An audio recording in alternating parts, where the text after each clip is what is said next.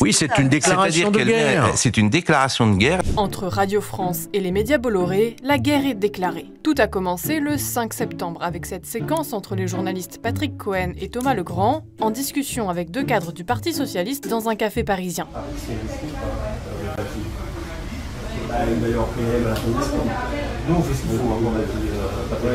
Un moment capturé à leur insu et diffusé dans sa version tronquée par le média d'extrême droite L'Incorrect. Aussitôt, à gauche comme à droite, l'échange choque. Et les deux journalistes sont accusés de connivence avec les socialistes. Rapidement, Thomas Legrand est suspendu de l'antenne par France Inter. Les deux journalistes défendent leur intégrité professionnelle et dénoncent les pratiques manipulatoires de L'Incorrect. L'une des séquences qui a été mise en ligne d'une durée d'1 minute 12 a été coupée à 10 reprises.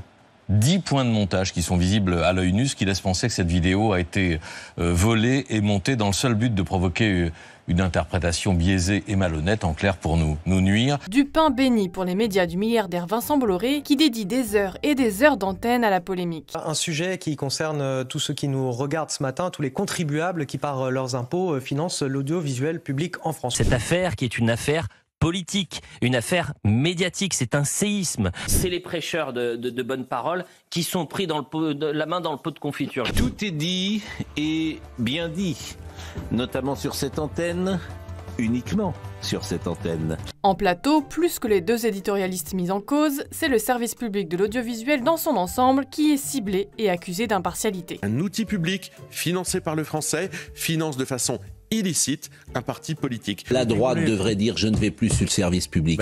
Il faut boycotter. Boycott du service public quand tu es un homme de droite. C'est rageant de se dire qu'avec notre argent, c'est ce qu'on finance. 4 milliards d'euros par an, c'est excessif. La solution qu'elle propose, c'est hélas la bonne, de supprimer le service public. C'est hélas. Et pourquoi je veux la privatisation? Parce que je ne veux jamais que nous soyons accusés de cela. Des attaques quotidiennes qui ont fait réagir les dirigeants de l'audiovisuel public, et notamment la présidente de France Télévisions Delphine Ernotte, qui n'a pas mâché ses mots à l'encontre des médias Bolloré dans une interview au Monde. Il faut admettre que CNews est un média d'opinion, qu'ils assument d'être une chaîne d'extrême droite. La galaxie médiatique de Vincent Bolloré veut la peau de l'audiovisuel public, réclame sa privatisation et l'exprime avec violence. À un moment, il faut dire stop. La réponse outrée des journalistes et chroniqueurs des chaînes visées n'a pas traîné. Delphine Ernotte a déclaré « CNews est une chaîne d'extrême droite ». Voilà, quand vous parlez de la réalité, vous êtes tout de suite catalogué. Nous sommes criminalisés, on nous met, comme disait Johan, des cibles dans le dos. Ces gens sont dangereux. Ils sont dangereux pour nos vies. Madame Ernotte met une cible sur nos vies. La bataille ne fait que commencer.